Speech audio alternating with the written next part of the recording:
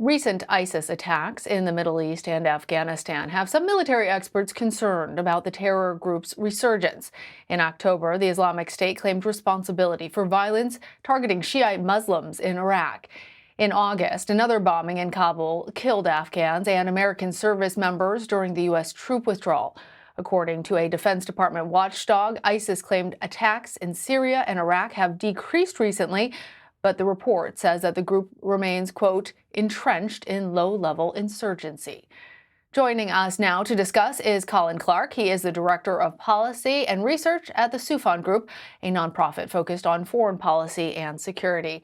Colin, welcome. ISIS lost its final piece of territory in Syria in 2019. What's happened since then that's led to this resurgence? Well, we've seen the Islamic State core or central group in Iraq and Syria relying more on the affiliates. And those affiliates are located throughout the world. We've seen it in sub-Saharan Africa with a focus on Mozambique. And more recently, we've seen it through the Islamic State Khorasan province, some call it ISIS-K, as the group focuses its attention, its resources, its propaganda machinery on highlighting those other affiliates and their increase in frequency of attacks. How have the terror group's strategies evolved in the last couple of years? Well, we've seen the group depending more on, as you mentioned, low-level insurgency, what I would call asymmetric attacks, guerrilla warfare, and the use of improvised explosive devices or IEDs, ambushes, hit-and-run style attacks, sniper attacks, and assassinations. And so a similar campaign of intimidation and brutal terrorist tactics, like we saw with the rise of ISIS going all the way back to 2014, which has many analysts, including myself, quite concerned. So, Colin, what's the end game for ISIS now? Lana, I don't think there is an end game, unfortunately. I think that we need to think about ISIS conceptually much in the same way as we think about COVID-19.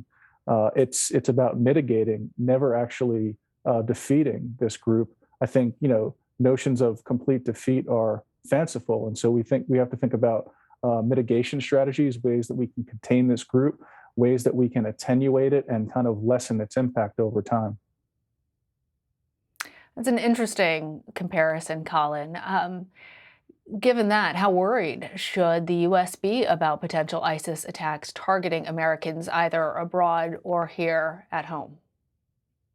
I would say domestically, we are probably in greater danger from what I would call ISIS-inspired attacks. So the group using its propaganda to encourage Americans here on U.S. soil to commit attacks.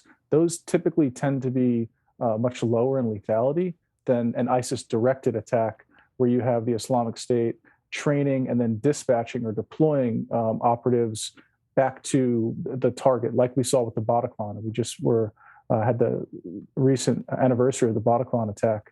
And so I think, those are my primary concerns. That said, next year, this time, we could be having a very different conversation if groups like ISIS-K continue to evolve and continue to refine their capabilities and then set their sights on attacking the U.S. homeland or Europe or other Western targets. Colin, with a limited troop presence in Iraq and no troops in Afghanistan now, I think that there are many people that feel like the exposure, the risks to Americans by these attacks have been lessened. But as you point out, the group is still there. They still harbor their ill will and their desire to take down the United States and Americans. Can the U.S. carry out successful counterterror operations with our now limited presence in the Middle East? Well, the U.S. can, and they plan to do it through over-the-horizon strikes, as the president's talked about. Although, as I've spoken about publicly and written about at length, there's a lot of downsides and challenges that go to conducting over-the-horizon strikes. I think the U.S. needs to remain both offensive and defensive in the way it views counterterrorism toward the Islamic State. It also has to focus on both kinetic, so physical strikes, things that go boom, as well as the non-kinetic measures. And I look at Al-Hol camp in northeastern Syria, about thinking about repatriating and rehabilitating, reintegrating, prosecuting those ISIS fighters and family members still in captivity. the U.S. should work with European partners to expedite that process. Colin Clarke, thank you so much. Thank you.